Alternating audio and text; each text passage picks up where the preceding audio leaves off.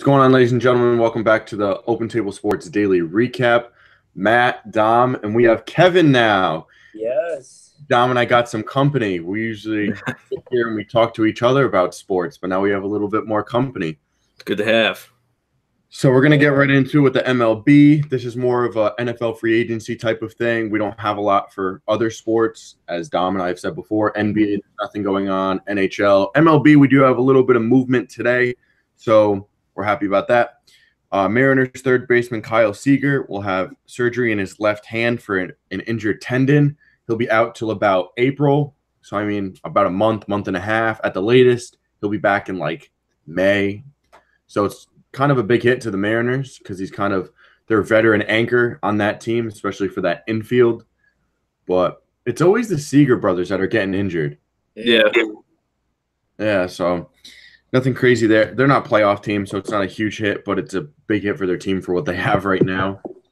The Diamondbacks signed outfielder Adam Jones to a 1-year, $3 million contract. Now, he's another player that went late. Veteran outfielder, brings a lot to the plate. He's projected to hit 275 this year. Well, it's about time. It's about time he got signed. I mean, I was waiting for it. I honestly thought he was going to go back to Baltimore as how late it was going to happen. So I'm finally Adam Jones, because there was no reason for him not to be on a roster. Yeah, it makes no sense for him not to be on a roster. You know, the Diamondbacks aren't that much of a playoff threat. So, I mean, he'll bring in that veteran leadership to the locker room. But other than that, I mean, a steady bat. Kind of replaces Pollock, I guess. Yeah, I mean, he's good in the outfield. I mean, he's a good fielder. But yeah, but he's nothing like he's a good veteran. We'll say that. He's not gonna take that team to the next level. Yeah. So next we're gonna get into last night. There was WWE Fastlane. We're gonna get into the results of that. Last night was actually crazy. There was actually a car crash in front of my house last night during the review, and I'm actually first aid certified, so I had to run out there because that's just what we're trained to do if you're first aid certified. So I actually ran out there, and the kid, he was going this way, and he tailed, and he actually went into trees. And the damage on his car, it didn't even look like he got in a car accident. What? He had a crack on the front bumper, and that was it. Airbags didn't deploy. He wasn't injured, nothing. Wow. It was crazy. And he's a year younger than me. I went to school with him. Dang. In high school. So it was a crazy night. Like all of a sudden we're sitting here. I have my window open because it's usually hot in my room. And boom, I hear this loud noise, and I look outside, and his car's like right up against the trees because there's like the forest like across from my house. So like landed in some trees, and he just drove right off. I said, "Do you want to?" I said, "Just pull into my driveway real quick, and you could just like chill there for a second because I don't want you because you don't drive off right after an accident." And if he went like 5 feet ahead, he would have been in the marsh. He would have been in the water. He would have been, and that marsh goes to the ocean. So I mean, he would have been. His ass would have been in Long Island Sound. Yeah, because I live 3 streets off the beach, so the beach is only like right behind my house. So, like, yeah, I mean, it was like maybe a half hour, 45 minutes I was out there, so I missed some of the pay-per-view, but I watched most of it. So I probably missed only like a half hour, 45 minutes in there. Yeah, so those live tweets, a lot of them rolling. Yeah, no, we live tweet the WWE events now. I don't do Raw or SmackDown because I don't really give a shit about that. Yeah. But I'll recap the pay-per-views. Next up, we got WrestleMania. I'll be there, so I'll be live tweeting all that shit. But we'll get into the recap for Fastlane. The New Day beat Rusev and Shinsuke Nakamura via pinfall on the kickoff show. Then in the kickoff match of the main card, SmackDown Tag Team Championship, the Usos defeated The Miz and Shane via pinfall. We saw Shane turn heel last night. I know you boys didn't watch it, but, you know, the Bears are signing cornerback Buster Skrine. Ooh. That's a solid pickup for the Bears. Yeah, that's solid. I'm just kind of intrigued by that, actually. That should help out the Bears secondary more than it should help them out a lot more. I mean, their secondary is already pretty solid, especially with people like definitely. That's definitely a very solid pickup for Chicago right there. Well, I think it's that'll be different nature coming from the Jets. he's going to actually be, playing for something now other than, Yeah, not last in the division. exactly. He's getting 3 years, $16.5 million, with more than half of that guaranteed. Wow. He's getting about 55% guarantee. That's good. I mean, that's good for him. And now we'll see what he's really made of, being on a playoff contending team. Mm-hmm. Hopefully there's nothing else that happens, because every time you see us on the podcast, we'll be talking about something, then something else happens, and then we start talking about something else. Yeah. So next up was the SmackDown Women's Championship match. This match was atrocious. I swear. It was probably one of the worst matches I've seen. The ending was awful. Whatever. It was just an awful match. Asuka beat Mandy Rose via pinfall to retain her title. Then we had The Bar beating Kofi Kingston in a handicap match. It was a dumb match. So the Raw Tag Team Championship match, the Revival retained over Bobby Roode and Chad Gable and Aleister Black and Ricochet in a triple threat tag team match.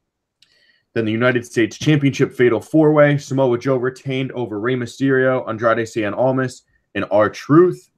That was actually a pretty good match.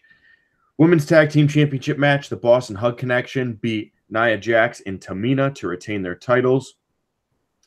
Then next up, you had the WWE Championship match. Daniel Bryan won his title back over Mustafa Ali and Kevin Owens. And then the main event, you saw the reforming Shield. Oh, no, wait. Becky Lynch beat Charlotte Flair. That match wasn't that good. And then, I don't even have anything to say about that. Shield beat Baron Corbin, Drew McIntyre, and Bobby Lashley. That was actually a pretty good match, I'll say. I thought it was going to be worse than that. I thought it was going to lag on, but it actually wasn't. It was pretty good. So I'll have to say that. You guys don't watch WWE, so I can't really, discuss this with you guys. I mean, I could just kind of, give off the results or whatever. But Raw is going to be good tonight. We got Batista and Triple H facing off. It'll be a decent Raw, depending on how they book it. I should be getting the card for the show soon. Yeah, 7:08 Eastern time. So I'll be getting the card unless they redo it or some shit like that Vince usually does. But whatever. Harlem Heat will be inducted into the 2019 WWE Hall of Fame this year. NASCAR at Phoenix recap. I'll send that over to you, Dom, since I don't watch NASCAR religiously like you. Well, one thing, about WWE I can bring into NASCAR. Rey Mysterio is actually going to be, doing the command to start engines this week at Auto Club. Yeah, I saw that. And Kevin, I don't know if you watched yesterday. No, I had work. As I said, I couldn't watch it, but I heard it was an interesting race at the very least. It was all right. It was kind of your standard NASCAR race. It wasn't boring, but it wasn't like, oh, this is like the most fantastic race ever. Yeah. The restarts were crazy. They were going like 4 and 5 wide. Kyle Busch got his first win of the year in Cup, 199th career win in NASCAR. So people are, going to think, oh, it's just 200, the same as Richard Petty's. And yeah. I think it's uncomparable. I think they're two different, beasts. Yeah. Richard Petty raced against guys that kind of, weren't good. Yeah, exactly. When one guy is like 14 laps ahead of the field, I don't know how much you say competition, but people don't like Kyle Busch for some reason. They think he's a crybaby, and that's why they want to say, "Oh, it doesn't mean anything." I don't know. I used to not like him, but I don't know. Over the years, I've kind of warmed up to him because he just kind of says screw it and just goes after it, and I just like that competitive nature that he has. I respect it because he's good. So you need the attitude. No one likes his boring. Oh, we had a good car today. Now I'm happy with second. You want that guy that's mad. I should have won. I finished second. That sucks. That's why NASCAR, I think, is its luster because these drivers are getting so boring. No personality in these drivers. Yeah. I think the personality is really good, what kind of draws me to him because, like I said, the post race interview, I was like, oh, yeah, we had a good car. That's good, but, I want a guy that's mad that he didn't get that he didn't win. I like seeing that kind of passion because it makes NASCAR a whole lot more fun to watch. Like in football, no one's happy with making the Super Bowl and losing. I mean, I'm not happy. So, that's all I got to say about this. Yeah, that's all I got right now for NASCAR. Computer's being a little bit of a chooch right now. Yeah. Yeah, I don't really watch NASCAR. I don't watch it like that, so I'm not really a big driving guy, I guess you could say. But Serena Williams retired from her match against Garbine. You could Garbine Muguruza. With extreme dizziness and fatigue. World number 3, Alexander Zverev. I was going to say that, but whatever. Loses to Jan-Lennard Struff, 6-3 and 6-1. Tennis shit. Next we're gonna get into the NFL. I'm trying to figure out how to X this out. I got it. So the NFL. So today, obviously, we don't want to talk about MLB or NBA because nothing else is happening right now. Everyone's main focus on the NFL. So I'm gonna get you guys' thoughts first before we get into the actual signings of what you thought of today overall, so far for the signings. I think today was a very good day for free agency. It was very active, and I was always checking my phone and that sort of thing, trying to, look at who got signed where. And I know our Twitter account, they were tweeting out a bunch of stuff, so I was looking at that too. And, I think probably the best part was, coming out of school or coming out of practice and then checking my phone, seeing all those things. I'm like, wow, that's a very active day. And it's always fun to see that. It's always fun to see guys kind of shift around and that sort of thing. So I think today was a very good day for free agency. Open Table Sports, we kept you up to date with everything. Maybe a couple small details we'll miss or be late with, but that's because we're busy or whatever. But we try to stay on top of everything. We're doing some new things here. But yeah, today was really busy. I mean, I was on my laptop the entire day. You didn't know what was going to happen next. Some signings came out of the blue. Some signings you were kind of like, yeah, I saw that coming, but I'm surprised at how much money Nick Foles got. I'm not really sure. I'm surprised, but at the same time, I'm not surprised because they had kind of already moved on from Bortles. So I think they knew that money was really going to be the only way that they were probably going to draw Nick Foles in, considering the fact that they had a bad season last season. So that's he's probably a little on the I don't think the Jaguars are bad. Yeah, I'll say that. I don't think they're bad. I just think they had a few bad games. That was it. They weren't getting killed during the season. Yeah, they had a couple bad ones, but overall they were pretty much in games. But I think the main thing was Bortles, but also Fournette being unhealthy. That was the main thing. Him being unhealthy really killed him. I think if he stayed healthy and Bortles did a little bit better, I think they would have been a playoff team. Mm-hmm. Yeah, a lot of people predicted them to make the playoff, even myself. And they started. I predicted Jaguars-Rams Super Bowl last year. Yeah, they started off the year well, and then they just kind of fell off and they literally went on like a 6-game losing streak, and then the season kind of ended after that because Bortles couldn't get going, Fournette was unhealthy. It was just and the offense kept putting the defense in terrible situations that defenses shouldn't be getting in on a rate that the Jaguars were getting into. And the defense was just turning against each other. Like Jalen Ramsey was like, I'm done with this. I'm leaving this team. Like, the defense started just turning on each other. And then that's the type of team, once you push someone, everyone starts pushing each other. Mm-hmm. So it's just that type of thing. They're not really meshed well together. They're like a bunch of big name players on defense. So they're going to kind of, hit each other a little bit. So, but they lost Malik Jackson. They lost Gibson. So it's going to be a different look on that defense next year. Yeah, definitely for sure. Mm-hmm. Now they don't have Dante Fowler, even though he left like mid-season, but now they're not going to have him at all for next season. So it's going to be a different look on defense for them. So let's get into these signings. So Redskins signed safety Landon Collins to a 6-year, $84 million contract. Now, I didn't see this one coming. I knew the Redskins were in the mix. I knew they were going to be one of the top 3 or 5 teams, wherever you want to place them. They're at least top 5, maybe top 3, I guess you'd want to say. I thought the Colts were going to get him. I thought that would be a done deal. Colts would tag him right there. Boom. But I just really didn't see the Redskins as a realistic team. I had them in my top 5 suitors for him, but I didn't think they were going to be a realistic finalist. I thought it'd either be Chiefs or Colts. Yeah, I'm kind of surprised he signed with Washington too, especially, with Alex Smith probably not playing next season because of his injury. The Skins are kind of in a bad situation right now, especially at the quarterback position.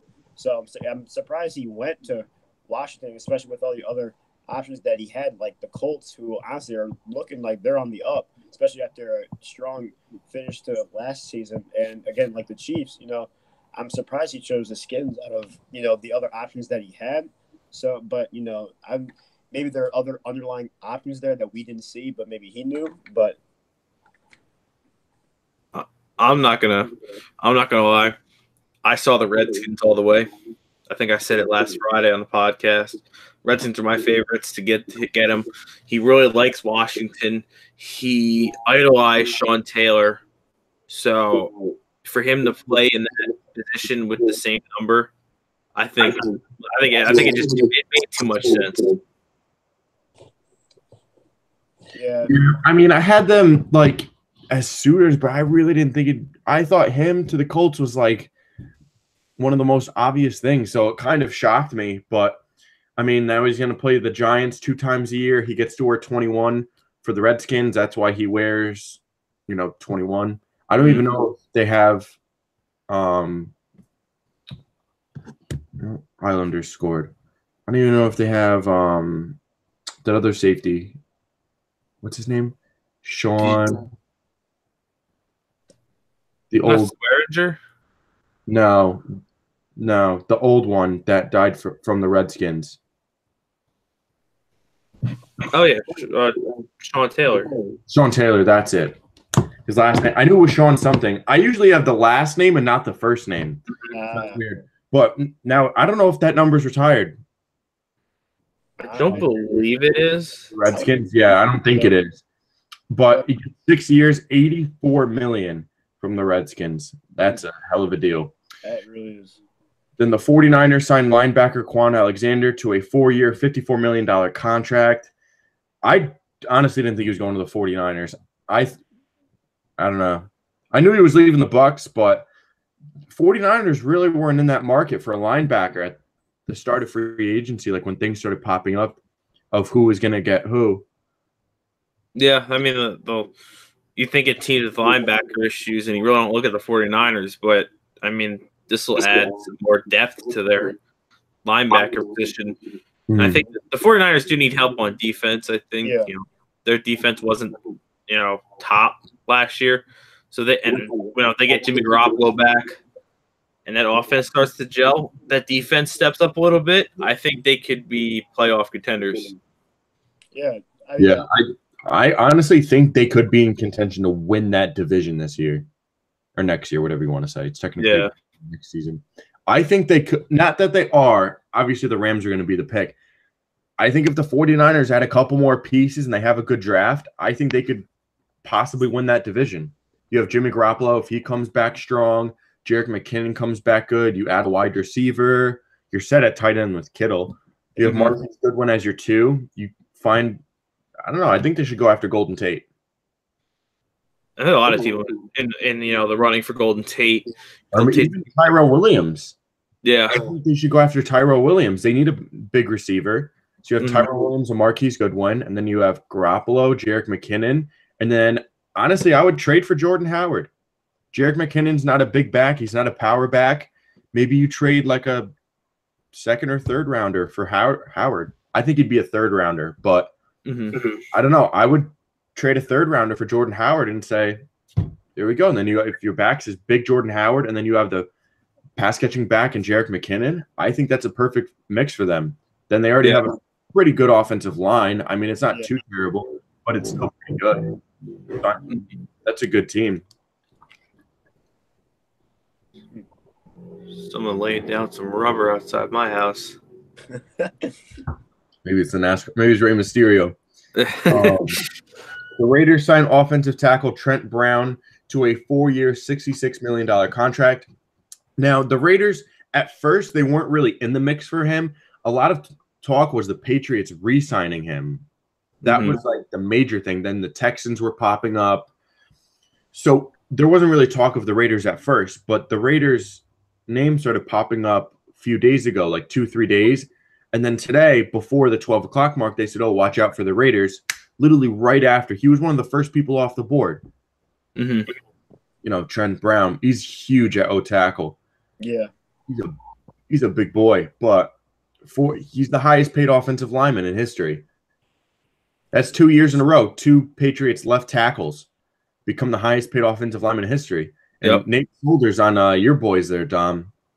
He started off a little shaky, but after that he stepped up, and I'm confident he'll earn his money next year or this year. Yeah, Nate Solder's solid. Giants offensive line, look out. They got 4 solid pieces right now. They just need that right tackle. I'm telling you, all right, so for the draft, I'm going to sneak this in. So I didn't want to talk about the draft, but now you got me on it, talking about the Giants and their O-tackle. I think at 1, Cardinals should keep their pick. I think Kyler Murray would be great with Kingsbury. So they pick Murray, don't trade away the pick. And then at 4, I think the Raiders should pick Dwayne Haskins.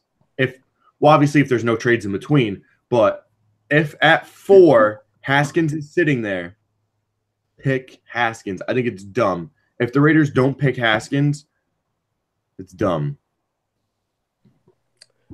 Yeah, that's I see what you mean, because Derek Carr the past. Oh, the Chiefs are getting Tyrann Mathieu. Is that really? He is. I'll tell you what he's getting in a second. Whoa, he's gonna get over $12 million per year. 3 years, $42 million. God damn, dude. That's 14. That's exactly what Collins got, except half the time. That should definitely help out the Chiefs a lot, especially with one of the weaknesses being their pass defense. Especially, we saw that against the Patriots in the AFC Championship. They had in overtime, they had the Patriots to multiple third down longs, and they couldn't stop them on any of those. So I'm fine with the Chargers facing them twice a year. I don't think he's that great of a safety. Yeah, he's top tier, but I'm not. He's not a player that I'm scared of. Like Eric Berry a couple years ago. Oh yeah, he was a player to be afraid of. Exactly. Yeah, Tyrann Mathieu. Yeah, he's obviously not. I know what you mean by he's not really scary, but he's definitely. I mean, it would definitely help out that second. Like Earl Thomas is someone at safety you'd be scared of. Like Derwin James, he's even Landon Collins. Like those are the people to be scared of. I'm not really scared of Tyrann Mathieu. Yeah, I mean it's definitely a good pickup, but yeah, it's like I think in your game plan. I think he's a top 10 safety, but yeah, I think he'll complement Eric Berry. Yeah, that's probably the best safety duo in the league right now. If the Chargers don't pick up, because Derwin James, just say they get Earl Thomas. Oh man, that'd be nasty. That would be insane, and we have like $30 million in cap. But now you look at these deals, Collins and Matthew going for 14 a year. Just imagine what Earl Thomas is going to want, because Earl Thomas has the same agent as Landon Collins, so he's looking for the same numbers. Well, I tweeted out on Open Table Sports what if you want to go shoot us a follow and if you're listening, it's just at Open Table Sports. I had it on here what he was asking for. Someone told me what he was. Around $14 million per year. Mm-hmm. So that's what I was told, but that's definitely going to go up after all of this, because if Tyrann Mathieu's getting $14 million a year, Earl Thomas is getting, I would say at least Le'Veon Bell wants 19 or 20 million per year. I would say I'd put him at about 16 million per year. I'd say 3 years for 8 or 16 a year would be solid for Earl Thomas. It's going to be tough though, because he's coming off. He broke his leg, so that's a tough bite right there. Also, with his attitude issues, that's going to lower his money. His attitude issues, his injury. Maybe a team goes 3 years with an option. Dude, I'm telling you, if I'm the 49ers and his price tag even lowers a little bit, I'm on it. You get Sherman and Thomas. I hope he goes to the Chargers. Casey Hayward, Derwin James. Oh, my God. I'm telling you, don't count the Cowboys out. The Cowboys might just come in and sweep them out. I don't know. Cowboys are going cheap money because then they have to look in the long run because they're going to have to extend Prescott, which they already said they want to do, extend Elliott. That right there, that's going to take up a bulk of their money. You're easily looking at least $30 million a year just in those two players. Exactly. That's $30 million in your cap right there. That's what the Chargers have for this year. $30 million in cap. Amari Cooper, have they signed him yet? Like, have they signed him to a deal yet? Like a longer deal? They haven't signed him either. Exactly. And then you have all of your offensive line studs. DeMarcus Lawrence. Lawrence you have to pay. You just restructured Sean Lee. Jalen Smith is going to be wanting a lot of money. Leighton Vander Esch, I don't know what they signed him for his rookie deal, but say it's 3 years. In 3 years, you're going to have to worry about his money as well. Yeah. And then Byron Jones, he's going to be wanting a lot of money. Exactly. Cowboys are in a tough spot, really tough spot. They're in a very tough spot. That's why I think they shouldn't go after Earl Thomas. Dak Prescott said he wants $27 a year. Jesus. For what? If he gets $27 a year, I should get about $45 a year. Yeah, Dak Prescott is garbage. You've heard me say this so many times. He's utter trash. He's not worth $17 a year. Giants are not willing to go near $14 million per year on any player. No, the Giants got to be smart. They got to use their money wisely. And Giants have so many draft picks. I mean, I still want Rosen. I want them to trade that sec. But I'm hearing the value for Rosen's going down. I'm hearing like maybe 4th round pick for him. So I'd put him at a 3rd or 4th, depending on that. I've said it before. I hope the Chargers go after him. I don't care. F it. But Conor McGregor was arrested in Miami. Let me see what this. Conor McGregor arrested in Miami for smashing a fan's phone and felony robbery. Of course it is. Typical Conor. Oh my God, it's so stupid. What do you guys think about Conor McGregor? I don't know. I try to get on board with him, and then he does something stupid like that, and I'm like, dude, come on. Like, yeah, I think after this, I'm gonna hop off his. Yeah, he just doesn't. He just hasn't changed, and like, yeah, first I liked him, but then each time I try to get on board, he just does something stupid, and I'm like, dude, come on. Like, is it that hard just to act normal? Like, what gives you the right to smash someone's phone in public? What? It's like watching. It's like Johnny Manziel. Like, everyone, you want to like root for him. As Tom and I talked about last week on the Open Table Sports podcast, what episode 11? Right, me and you talked about that. Yeah, I believe it was 11. Yeah, episode 11. Go back to that one if you want to hear Dom and I's thoughts about Johnny Manziel. We had some good insight on that. Yeah, that was a good one. No, it's just you can't. You want to root for him. You want him to, oh, this guy's really cool on the field and in the ring, but it's just a stupid stuff like that. It's like I can't even like watch this guy anymore because he's so dumb.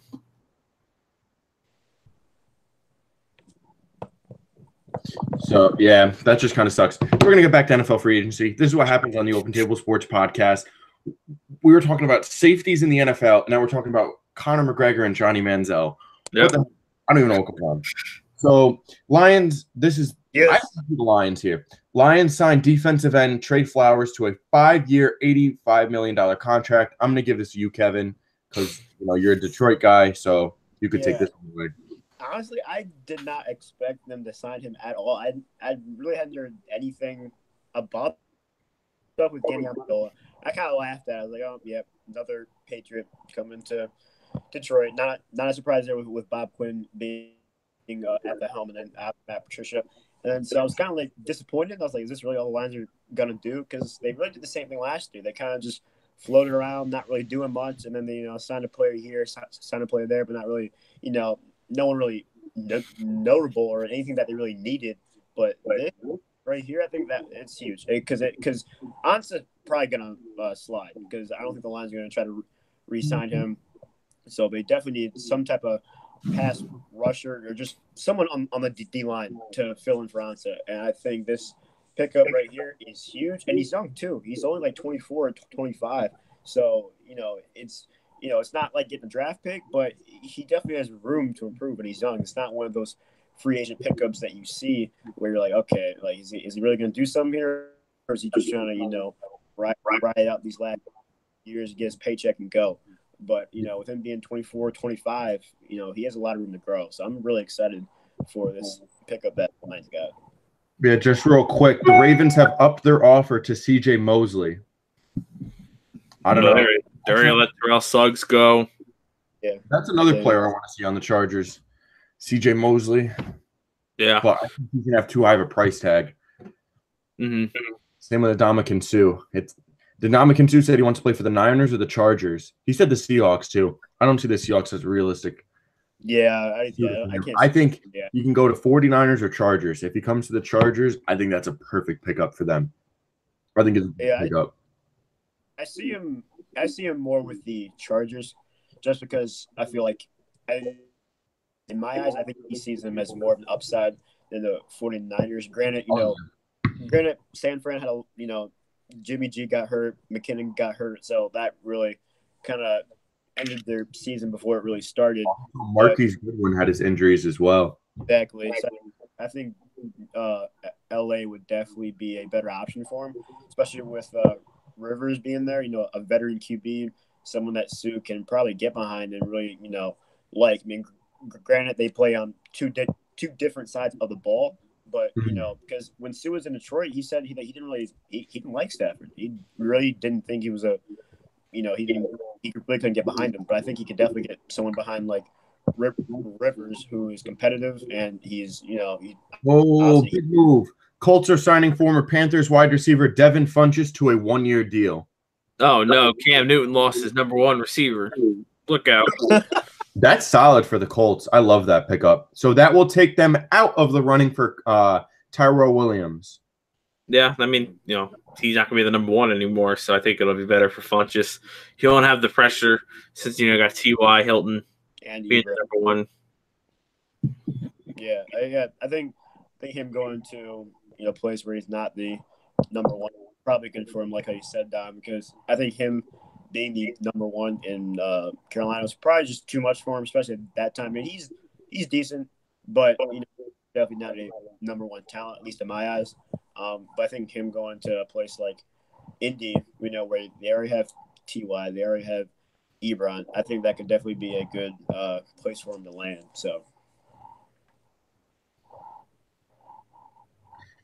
So another wide receiver news, Jets signed wide receiver Jamison Crowder to a 3-year, $28.5 million contract. I don't know how he got this much money. I don't know either. I think that's absurd amount of money for Jamison Crowder. I think the Jets are kind of just looking for something to get a spark. This is what I said. So the Jets are going to be stupid with their money. Exactly. Yep, just blowing their money. I mean, now it should be getting Le'Veon, but you want to blow your money on Jamison Crowder. So yeah, now you're screwing over Sam Darnold because you're overpaying a guy that really isn't going to help the team that much. He is a top slot receiver in the NFL. I think, if you're looking at just slot receivers, he is a top 10. But not for $29 million. Exactly. And they're overpaying when they could get other guys that could actually help out Darnold. He's getting $10 million per season, basically. Exactly. Yeah, $10 million per. That's like $4 million less than what Tyrann Mathieu got. Yeah. Jesus Christ. So the Bills signed running back Frank Gore to a 1-year, $2 million contract. Gore and McCoy.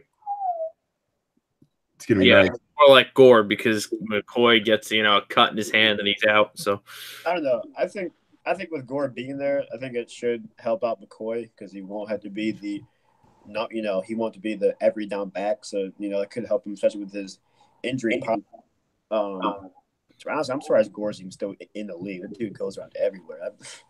I forgot he's even still there. I mean, in the places that he's gone to since he left San Fran, I mean, he's been decent. Obviously, he hasn't been great. You know, he hasn't been the Frank Gore that he was in San Fran, but I mean, he definitely hasn't been a bad pickup for teams by any means. So, but I think in the long run, it should help out McCoy with him not, you know, every down back going between the tackles every play. Bills are making a lot of moves. They're making those sneaky moves, releasing some people, signing some people. They also signed tight end Tyler Kroft to a 3-year contract. I think he got a pretty hefty deal. I think it's for about $18 million. So, or a little, I think it was like $21 million, something in that range. But that's a pretty good contract for Tyler Kroft. The Bills also signed, we say signed, but it really doesn't get official until Wednesday at 4 p.m. Eastern time.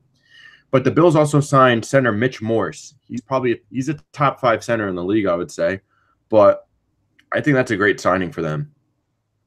Yeah, I think it's a good signing for the Bills. I think the Bills are kind of they're trying to make some big moves. I think it's going to be like a multi-year process to get them anywhere. I think honestly, if I'm these AFC East teams, I'm not going to throw everything into one offseason. I'd kind of build up slowly until Brady and Belichick go, and then you need to be ready for that season afterwards to where you could take over the top of that division. Yeah, I think you know, when you have a young QB like Josh Allen, I think it all starts with that O-line because he needs to feel good behind that O-line because if he has, you know, if he's kind of freaking out there when he's sitting in the pocket, that's only gonna, you know, destroy the team because if he doesn't feel good, then you have a problem because then you can't throw the ball. So I think getting an O-line, you know, a center, I cannot talk specifically. I think getting him a center is good because of, you know, Morse is a very good center, like how you were saying. So I think getting a guy like Morse could help out. Holy shnikes. Devin Funchess got $13 million for 1 year. What? Jeez. What a joke. This man isn't even that good. Yeah. And that's as a two. That's as a 2 receiver. And Jamison Crowder should have gotten more money than him. What? Exactly. And what's Brown making? He's making what, $16 million a year? Something like that. Something like 18, something. Yeah, something in that area. How is Devin Funchess making 5 less than Antonio Brown? Yeah, mind-boggling. I don't think the Colts are really even desperate for a 2. I mean, obviously it's good to have, but I think that's definitely over Funchess' worth. God, they should have just settled for. They should just settled for like Cole Beasley then. That's what I was about to say. That Cole Beasley, he's asking for a hefty price tag too. He's asking for $9 million a year. But I think more or less than Devin Funchess. Yeah, exactly. Yeah, he's asking for $9 million per year. I think Cole Beasley's underrated. He is. I don't. You know, obviously, you know, he kind of reminds me of a watered down kind of like Wes Welker, Julian Edelman type of dude. But I mean, he's kind of slept on. I mean, he's not great, but he's not good bad. Hands though. And he makes plays when you don't expect him to. And I think, you know, I definitely think Beasley would have been kind of a better option. But at the same time, you know, when your number one is T.Y. Hilton, and he's kind of a small, shifty guy, I think the Colts wanted somewhat of a big receiver out there. So I can kind of see why they got Funchess, but I still think that's way overpaid. That's I can't get on board with that. If I was a Colts fan, I'd be kind of scratching my head on that one. Like, did you really have to pay him that much for 1 year? It's not like he's even getting paid as your number 2 receiver. Exactly. But I think it's still good. Funchess and Hilton, I think that's a great 1-2 right there. It's just the money. Exactly. It's just the money. I think the receivers are good. Just the money. Yeah, the duo was good. I don't mind him going to Indy, but yeah, the cash is just way over his worth, especially with what he's done. I mean, he's had a decent career. He kind of took a couple years to really get going and kind of make a name for himself. But, you know, I definitely think $13.5 million is a little bit over his worth. Yeah. Someone else who got a lot of money, Jaguars signed quarterback Nick Foles to a 4-year, $88 million contract. Now, as I said before I said I tweeted it out. I said he's going to get $22 million per year. I tweeted out on Open Table Sports. This is why you have to follow us. I said he's going to get $22 million per year. What is he getting? $22 million per year. I mean, I think he's getting overpaid too. But what am I to say? Eli's getting 23 this year, so I mean, I don't know. Exactly. And I want one more point here. You want to know how much T.Y. Hilton's making a year? How much? 13 a year. He is making 13 million. There's no reason T.Y. Hilton should be making the same amount of money as read that. Nick Foles. All you have to look at is a $22 million at the end. Yeah. $22 million. $22 million. But no one wants to listen to Open Table Sports because we're not credible. We only have 241 followers. Like, people are clowns. People are clowns. Nick Foles making too much money. I think, he hasn't proven himself as a full season starter to be making that much money. I mean, he's definitely a guy that, gets the job done when he's called in. But like you said, we haven't really seen him in a whole season situation since 2013 when he was with the Eagles. After again filling in that next season, he played for the whole season. He didn't. He was good, but he wasn't. Obviously, he wasn't. How he was the season before. But I think with the Jags kind of shipping out Bortles to the draft, because I think, like how Matt you were saying earlier, is that a lot of their games last season were close. I don't think they're really a bad team. They just had a lot. It all started with Bortles, and if your quarterback isn't right, that kind of destroys the whole morale of the whole team. It kind of destroys the chemistry. So I think getting a guy like Foles who's proven himself or somewhat proven himself. He obviously, like Dom said, he hasn't fully done it yet, but guys are gonna get behind Foles because he's won a Super Bowl and almost did it again. So. But what I was saying is, I said this earlier, I was texting someone else. Say the Eagles last year got knocked out of the playoffs, didn't make the Super Bowl. Would Foles be getting this deal? Not at all. Thank you. Not at all. If Carson Wentz never got injured, would Nick Foles be getting this? No, he'd probably still be with the Eagles. That is hell to the no. Would Carson Wentz still be on the Eagles? Nope. His ass would be traded, and Nick Foles would be the starter. I'll tell you that. Because that's why Nick Foles should be kissing Carson Wentz's ass, because he literally got him this deal. This $88 million, he should just give it to Carson Wentz. Just feed it to him. Mm-hmm. This is all Carson Wentz. Not his fault, but I guess he was the reasoning for this, because if he never got injured, Nick Foles, he wouldn't even be thought about in this free agent class. Yeah. He'd be just another quarterback. He'd be, Nick Foles, Teddy Bridgewater, Tyrod Taylor. Exactly. But Teddy Bridgewater is supposed to go back to the Saints, I heard. So that's another story. So Titans signed safety Kenny Vaccaro to a 4-year, $26 million contract.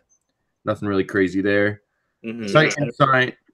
This is a good signing by the Titans. Titans signed wide receiver Adam Humphries to a 4-year, $36 million contract. I love this deal.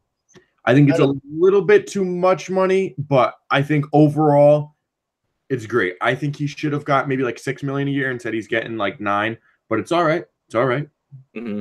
I think he'll have to earn it. That's the thing, because he had one good year. He had a really good year last year, but I think next year and the years to come, he has to prove this deal. Yeah. He's 6 or 7. I don't think he's near that 9 to 10 million range yet. I think he's that middle of the pack, 6 or 7 million a year. He definitely has to prove it this year. So the Titans have Humphries now, Corey Davis, and what else do they have now? Whiteout? I've never really looked at their. They have. Who cares? So Laney Walker, tight end. Walker. That's pretty decent. I think it's a decent. If Mariota could stay healthy.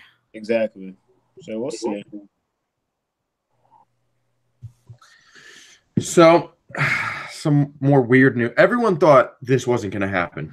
Rams signed defensive end Dante Fowler to a 1-year contract. And everyone was saying he was definitely going to be leaving the Rams. Oh, Rams are going to let him walk. They don't have the money. And they signed him a while ago. I just put a couple more signings in this. They signed him a couple days ago, which is kind of a little bit weird because everyone thought he was gone, Dunzo, with the Rams. Mm-hmm. They thought it was a half a season rental, whatever it may be. What do you guys think about this signing? Dante Fowler staying with the Rams.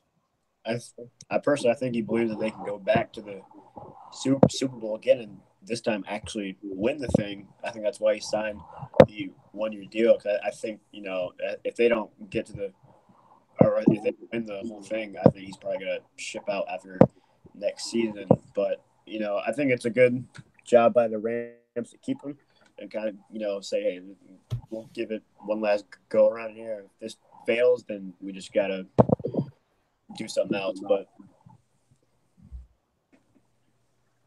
I mean, yeah, I think Dante Fowler's it's a weird signing. They're going to be losing, you know, some big guys on their – I thought they were going to lose like half of their defensive line. This is what Dom and I were talking about the other day. Mm-hmm. We're talking about them losing a bunch of players on defense and what the hell they were doing.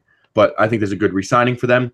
Yeah. Another signing on the defensive line, the Eagles signed defensive tackle Malik Jackson to a 3-year, $30 million contract. I think $10 million is perfect for him. I think that's where he should be, in that $10 million range. Yeah. I wish the Chargers got him, but definitely don't want to see Malik Jackson twice a year. I don't like that. Yeah, he's a beast up the middle. He'll give Saquon some problems. The Lions signed tight end Jesse James. That's a pretty solid signing for them. It's not a top end tight end, but it's like a mid tier. Yeah, I like that. Yeah, that's a good big. It's a decent signing for him. I think, you know, it somewhat makes up for last year when they cut Ebron. They didn't really replace him. But because the tight ends they have now, I mean, they're all right. You got Toilolo and Roberts. You know, Toilolo kind of caught on towards the end of the season, but he's definitely, you know, not someone that I wanted to rely on all the time. I definitely feel better with Jesse James than I do the other guys that we have. I mean, you know, it's not flashy, but it's kind of one of those signings where, you know, when the season when we get into the season and you know, kind of be like, oh, like that was actually kind of a decent signing. I'm glad they got him. So, yeah. And another great signing by the Lions today. They signed wide receiver Danny Amendola to a 1-year, $4.5 million contract. I think it's less than he should have gotten, and a $4.5 million for Danny Amendola. He puts up some good numbers, I'll say. I think he's still a pretty good wide receiver. You put him along with Galladay, I think that's going to be good offense. Also Marvin Jones. Yeah, exactly. Yeah, why don't you have Galladay, Jones, James, and now you're gonna have Amendola too. So that's a pretty decent core for Stafford to work with. You know, obviously last season when they shipped out Tate, I was kind of like, okay, like this must be the end of the road here. Okay, like I was kind of dumbfounded when they let go of Tate. I mean, he was probably gonna walk at the end anyway. But the Lions definitely weren't out of playoff contention at that time. But I think, you know, getting Amendola kind of makes up for letting go of Tate. It should help out Stafford, especially kind of in the short passing game. But we'll see how it works out for him. No, they're great. I wouldn't say great. I think it's solid. It's solid. Lions signed cornerback Justin Coleman to a 4-year, $36 million contract, making him the highest paid nickel cornerback in the league. I like Justin Coleman. I think he's a good cornerback. I think him in the slot is going to be very good. I don't think he should be the highest paid, especially at this price. I mean, this is kind of crazy. Again, $8 million per year. Mm-hmm. But what do you think about this, Kevin? It definitely helps out the secondary a lot because they really only have Slay and, you know, Quinn. He's gone. So Lions really don't have much in the secondary besides Slay. They have Tabor, who was he's a second-year player, and he's all right. But, you know, and they just cut Nevin Lawson as well. So you're going to have Slay, Diggs, and now you're going to have Coleman. So it's a pretty decent core for him. I think I like how you're saying. I think they kind of paid a little bit too much for him, but it's definitely something that the Lions needed. So I'm not really mad that they kind of overpaid him because their secondary's been kind of in a funk for a while, even with Slay. So I think this is definitely a solid pickup for him. Mm-hmm. So the Chiefs, this was a couple days ago as well, they signed running back Carlos Hyde on a 1-year, $3 million contract. I think he should have gotten more last season. He didn't do that good, but he was between two teams. Really didn't have a solid offensive line in front of him. I think this is a great signing. $3 million. You pair him up with the two Williams you have in the backfield, but I think it's a great signing. Yeah. He's always been decent wherever he's been. Like how you're saying, last year didn't have the greatest season, but he's still in the league, and wherever he goes, he's most of the time. I think it's a good pickup for the Chiefs. It's kind of it's one of those under the radar type of pickups that most people kind of brush off, but I think in the long run, it should help out their game a lot more. Mm. And then the Rams, they signed safety Eric Weddle to a 2-year, $12 million contract. That is $6 million per year. That's where I would put Weddle right now, about $6 million. So I think that's a pretty solid sign for the Rams.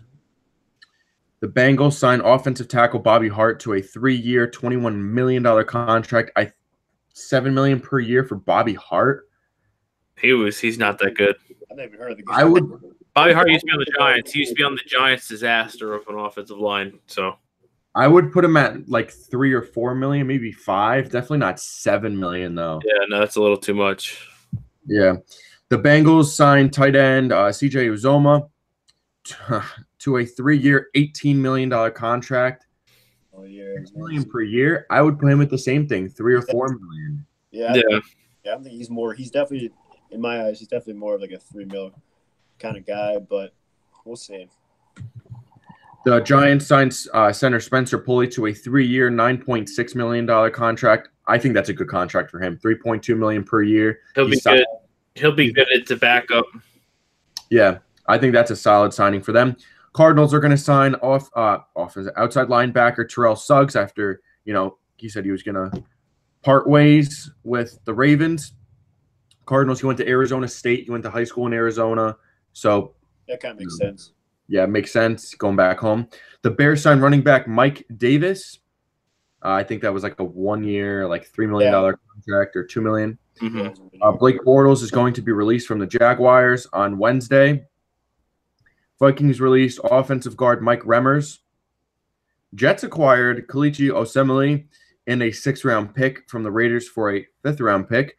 The Eagles acquired a wide receiver Deshaun Jackson and a 7th-round pick from the Buccaneers for a 6th-round pick. Jackson then signed a 3-year, $27 million contract after the trade with Philly. There's $9 million per year, and this dude's like 85. I would never give him $9 million per year. I would put him at most, maybe like he's in that $5 or $6 million range. Yeah, he still has potential, but it's the age. You don't know when he's going to start to really get injured. You don't know when his wheels are going to run out. I think he's a mid-tier. He's a 5 to 7 million.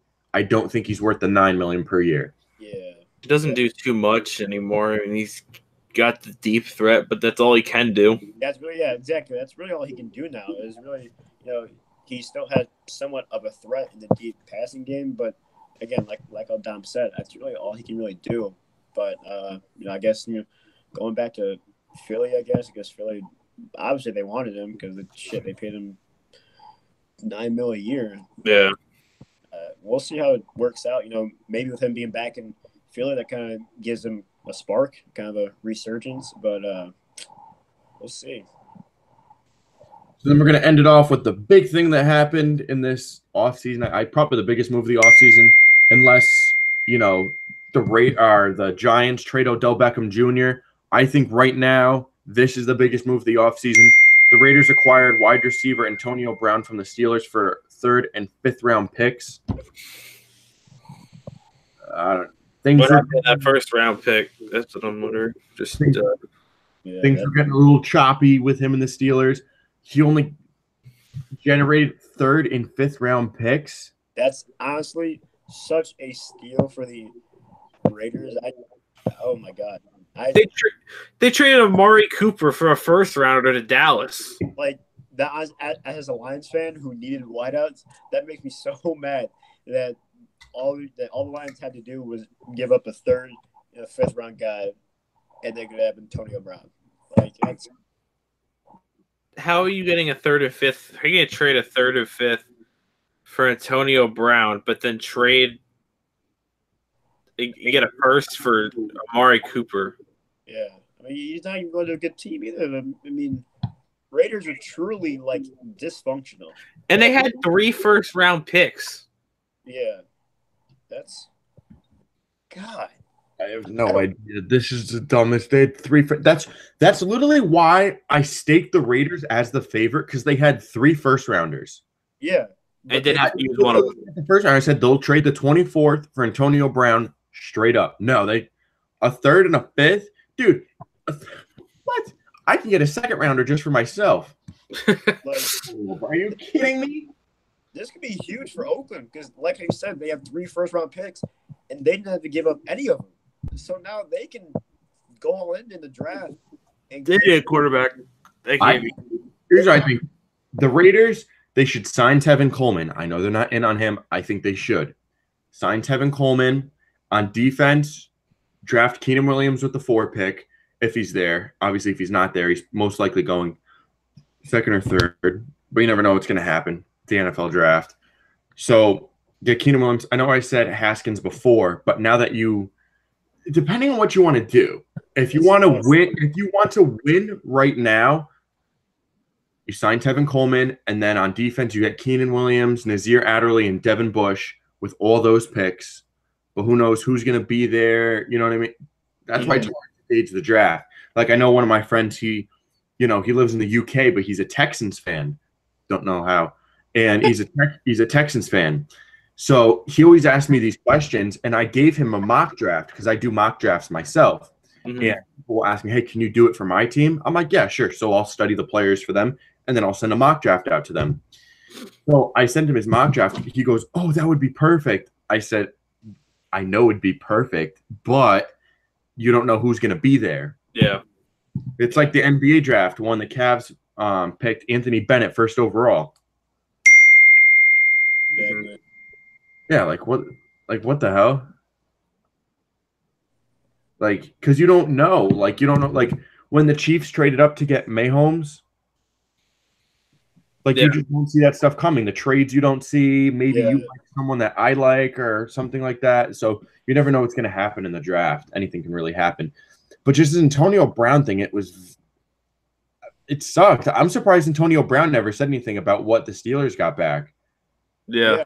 That's the first thing I would have said. I would have been like, Steelers, you only wanted a 3rd and 5th?